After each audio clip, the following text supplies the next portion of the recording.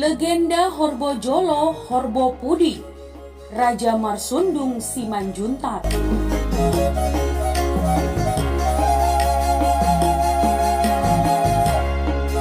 Raja Marsundung menikah dengan Sobosihon Borusihotang. Ya, setelah istrinya Boru Hasibuan meninggal.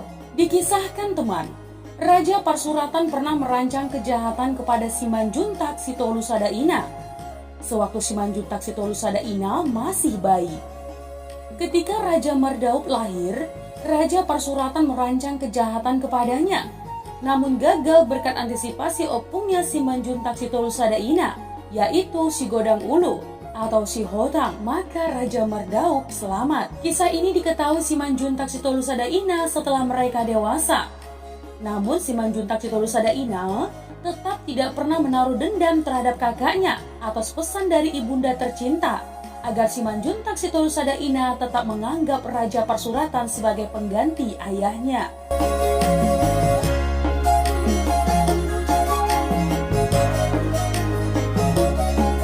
Alkisah teman, Raja Marsundung menikah dengan Boru Hasibuan. Lalu mereka menetap di Hutabulu yang sekarang Parlumbanan. Mereka dikaruniai seorang putra bernama Raja Parsuratan dan seorang putri bernama Sipareme. Kehidupan mereka diberkati dengan banyak sekali ternak kerbau, hingga orang sering menyebut Raja Parsundung dengan sebutan Simanjuntak Parhorbo. Maut pun memisahkan, dan Raja Marsundung menjadi duda setengah umur. Singkat cerita teman, supaya ada yang merawat dan menemani sisa hidupnya, maka Raja Marsundung memutuskan untuk menikah lagi. Raja Marsundung menjatuhkan pilihan hatinya kepada Sobosihon, putri dari Raja Sigodang Ulu.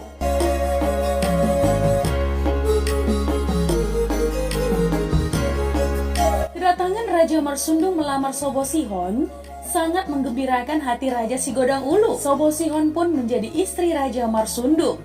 Mereka bermukim di Parlumbanan. Singkat cerita teman, tibalah waktu bagi Sobosihon untuk melahirkan. Beberapa hari sebelumnya, dia telah memberi kabar kepada ayahnya tentang keadaannya itu. Namun, perasaan sang calon ibu itu gelisah setelah mendapat mimpi buruk. Mimpi itu juga diberitahukannya kepada Raja Sigodang Ulu, ayahnya. Setelah mendengar kabar dan mimpi putrinya itu, ia menyuruh menantu perempuannya atau parumaennya berangkat menemui putrinya di Parlumbanan Balige dengan pesan bahwa akan ada bahaya yang mengancam bayinya setelah dia bersalin. Yang kedua, apabila bayi yang lahir laki-laki, maka bayi itu harus ditukarkan dengan bayi perempuan. Dan bayi laki-laki itu harus dipangku dan disusui oleh menantunya Raja Sigodang Ulu sampai bahaya berlalu. Pesan yang ketiga, kelak apabila bayi itu sudah dewasa, maka mereka sebagai berpariban telah dipertunankan sejak lahir.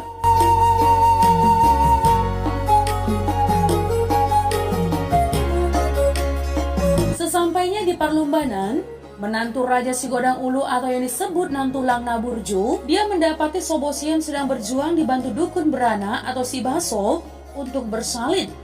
Lalu kemudian teman, lahirlah bayi laki-laki.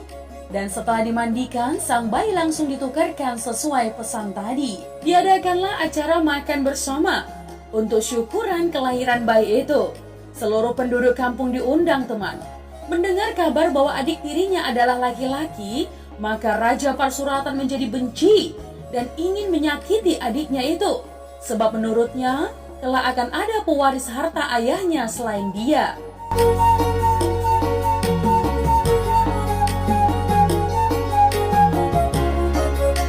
Raja Parsuratan pun datang ke acara itu dan dia membawa benda tajam yang dipakai untuk menyadap pohon enau. Dan ia sembunyikan di dalam sarungnya.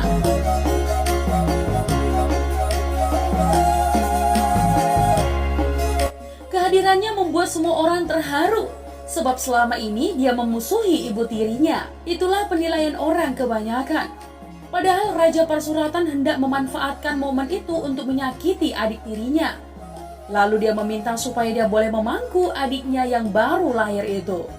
Dan bayi yang telah bertukar tadi pun dipangkunya sampai bayi itu basah atau kencing. Lalu, Raja Parsuratan ingin mengganti kain popok adiknya. Inilah kesempatan bagi Raja Parsuratan Ketika mengganti kain popok adiknya, maka dia berencana untuk menyelipkan benda tajam. Ketika kain itu dipakaikan, dia pun meminta kain pengganti itu kepada Sobosihon. Namun Sobosihon takut. Kalau Raja Parsuratan tahu bahwa bayi yang di pangkunya bukanlah adiknya, dia mengatakan kepada Raja Parsuratan supaya biarlah ibu yang menggantikan kainnya. Akan tetapi karena Raja Parsuratan tetap berkeras untuk mengganti kain adiknya, maka orang banyak pun menyuruh Sobosihon agar menurutinya saja.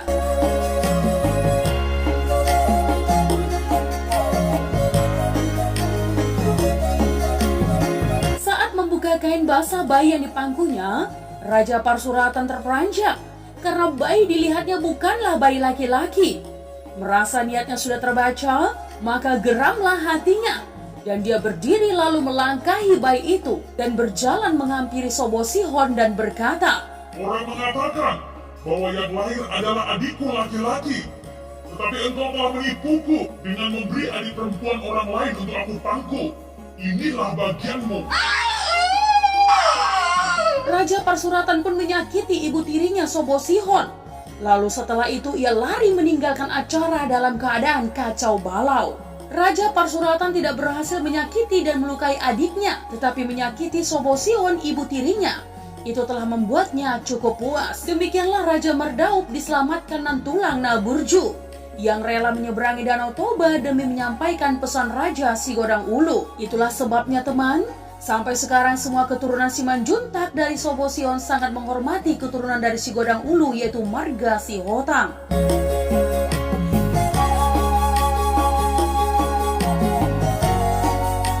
Singkat cerita teman, lalu Sobosihon melahirkan lagi bayi perempuan. Kabar ini terdengar ke seluruh penduduk daerah Sibagot Nipohan. Namun hal ini tidak meresahkan hati Raja Parsuratan.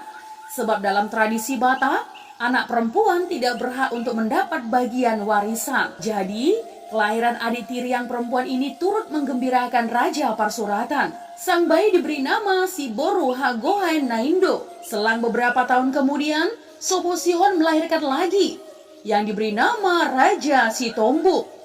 Iya teman, tak henti-hentinya Raja Parsuratan mengamati kehidupan ibu tirinya yang dia anggap bisa mengurangi jatah harta warisan untuknya kelak. Dia bertanya kepada orang pintar, apa jenis kelamin bayi yang akan dilahirkan ibunya?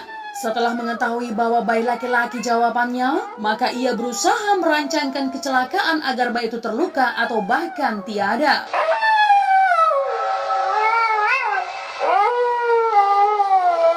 Saat ayah dan ibunya tidak berada di rumah, dia bekerja keras untuk memotong kayu penghalang papan yang ada tepat di sekeliling tiang tengah rumah atau tiang siraraisan, di mana setiap ibu rumah tangga yang hendak bersalin akan menyandarkan badannya di tiang itu. Dan kain pegangan yang dipakai untuk bersalin juga digantungkan di situ. Adapun maksud Raja Parsuratan supaya ketika ibunya bersalin, kayu penghalang papan itu rubuh ketika diduduki. Setelah itu sang bayi akan celaka terhimpit. Apa yang terjadi? Ternyata kayu itu patah sebelum sang bayi lahir dan tembuslah lantai rumah itu teman. Karena kaget setelah tergeletak di kolong rumah, seketika itu melahirkanlah Sobosihon dan bayinya selamat. Bayi itu diberi nama Raja Sitombuk. Tombus dalam bahasa Indonesia tembus. Papan lantai rumah telah tembus dan kejadian itu pula lah yang membuat bayi dilahirkan selamat walau tanpa bantuan dukun beranak.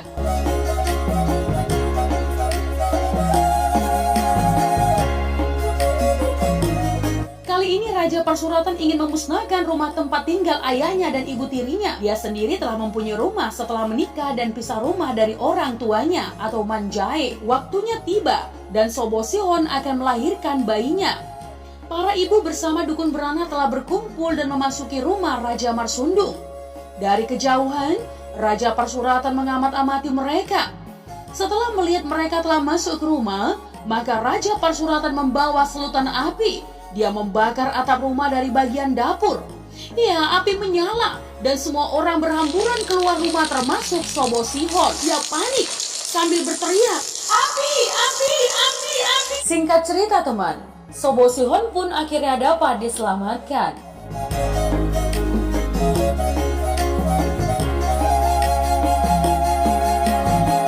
Ya, beberapa tahun kemudian di sore hari yang cerah, Raja Parsuratan melihat kedua adiknya perempuan yang tampak akrab. Si Pareme sudah gadis dan Hagohan Naindo mulai remaja. Ya teman, kedua adik perempuannya ini sering sama-sama tidur dengan Sobosihon, ibu mereka. Hampir setiap malam keduanya menganyam tikar atau manggaledek. Dan bila sudah larut malam, mereka tidur tanpa menyalakan lampu. Sedangkan untuk menghindari gigitan nyamuk, mereka menutup badannya dengan tikar atau marbulusan.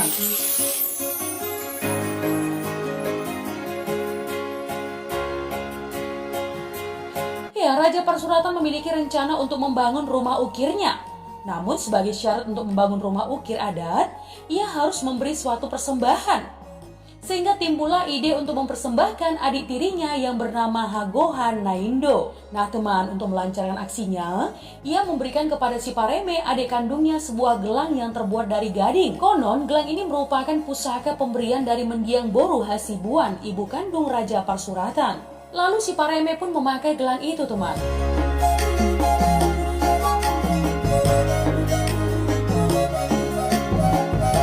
Melihat gelang yang sangat putih dan menyala dalam gelap, Hagohan Naindo tertarik akan gelang tersebut.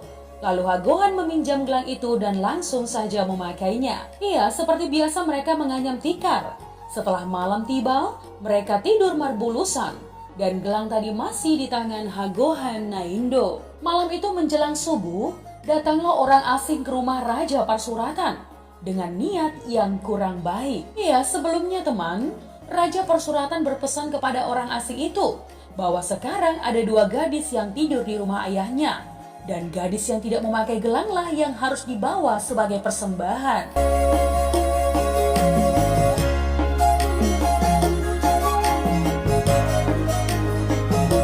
Orang asing itu pun melaksanakan tugasnya. Kemudian si Pareme pun dipersembahkan. Setelah dipersembahkan, tubuh si Pareme diletakkan ke lembah yang tidak dapat dituruni, yaitu di lembah si pintu-pintu, atau perbatasan antara Balige dengan si Borong-Borong. Demikianlah rencana Raja Parsuratan berjalan mulus, namun dia tidak sadar bahwa adik kandungnya sendirilah yang telah ia persembahkan, yaitu adik satu-satunya.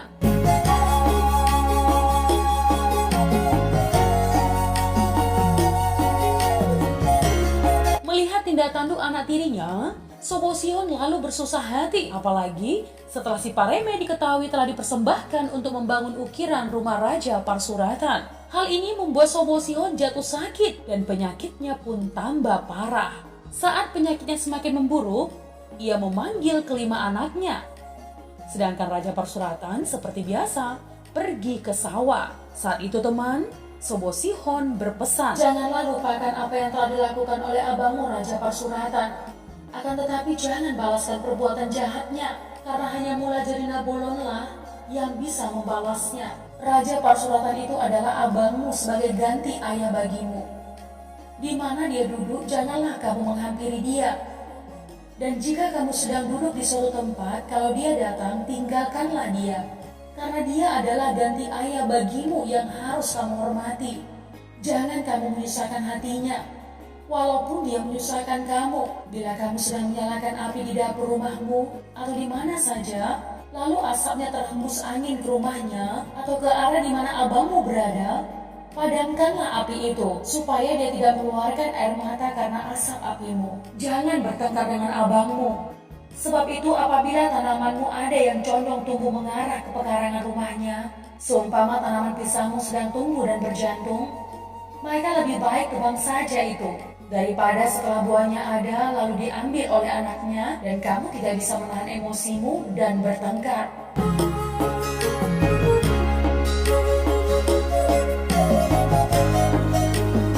Setelah menyampaikan pesannya teman, Sobosihon menghembuskan nafas, menutup mata dan pergi dengan tenang. Pesan inilah yang kemudian sampai saat ini terus mewarnai pola hidup dari keturunan Raja Mardauk, Raja Sitombuk, dan Raja Hutabulu.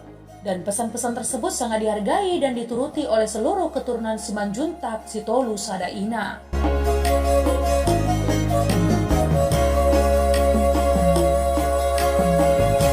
Berlanjut teman, beberapa tahun kemudian setelah kepergian ibu mereka Sobosihon, disusul kemudian kepergian si Boru Hagohan Naindo. Ya, karena insiden yang dirancang oleh Raja Parsuratan. Dan ini membuat si Borunampon trauma untuk menjalani hidup tinggal di Balige. Dia sering menangis mengingat kejadian yang telah menimpa kakaknya. Dan singkat cerita teman, ia meminta kepada ketiga saudaranya agar dia diantar ke daerah si Raja Oloan, ke rumah Raja Sigodang Ulu Sihotang atau opungnya. Hal ini membuat ketiga saudaranya terharu.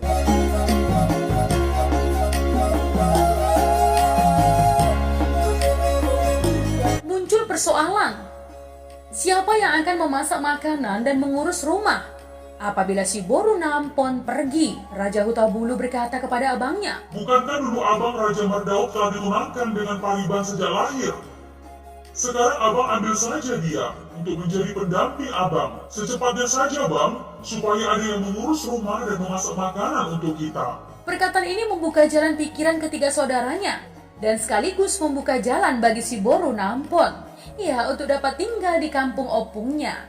Setelah si Borunampon diantar, kemudian ketiga bersaudara itu kembali ke Balige bersama paribannya yang telah menjadi istri Raja Mardauk, yaitu Boru Sihotang, cucu si Godang Ulu yang kemudian melahirkan 3 orang anak laki-laki. Yang pertama, Namora Tano, kemudian menikah dengan Boru Sihotang.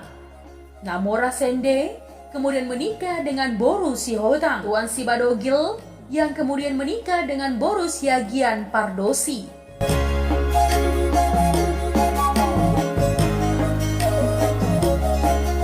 Demikianlah kisah pertunangan antara Raja Mardauk dengan paribannya yang telah dipertunangkan dari lahir dan kemudian berakhir dengan pernikahan setelah mereka dewasa.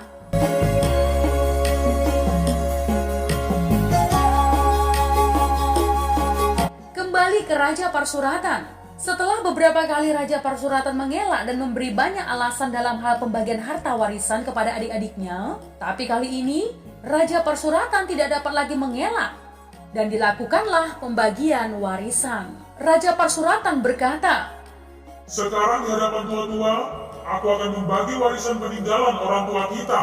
Beginilah pembagiannya.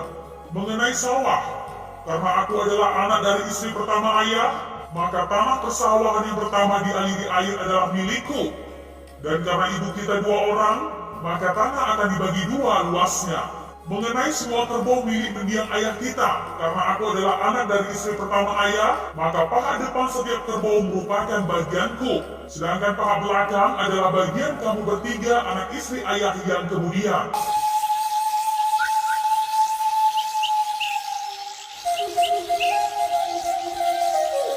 Pembagian warisan itu ditetapkan di hadapan tua-tua kampung dan tidak ada seorang pun yang berbicara menentang pembagian tersebut. Nah teman, letak sawah Parsuratan di hulu Aek Bolon, sedangkan sawah di kampung Hutabulu berada di hilir. Sekiranya musim kemarau melanda, maka kampung Parsuratanlah yang terlebih dahulu menikmati air. Setelah air dipakai, baru kemudian dialirkan ke hilir.